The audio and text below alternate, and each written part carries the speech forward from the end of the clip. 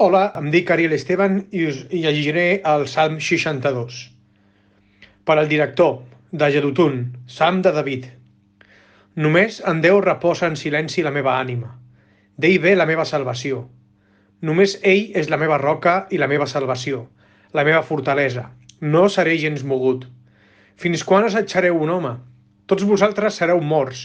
Sereu com una paret que s'inclina, com una tanca que cau. Només conspiren per fer-lo caure de la seva dignitat. Es complauen en la falsedat. Amb la seva boca beneeixen, però maleeixen dintre seu. Només en Déu reposa en silenci ànima meva, perquè d'ell ve la meva esperança. Només ell és la meva roca i la meva salvació, la meva fortalesa. No seré mogut. En Déu tinc la meva salvació i la meva glòria, la roca de la meva força. El meu refugi és en Déu. Confia en ell en tot moment, ó poble. Baixeu el vostre cor davant d'ell. Déu és el nostre refugi.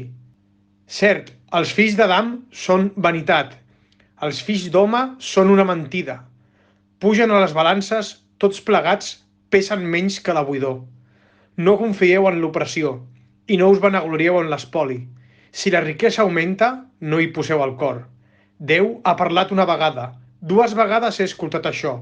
El poder és de Déu. I la misericòrdia és teva, Senyor, perquè tu recompenses a cadascú segons la seva obra.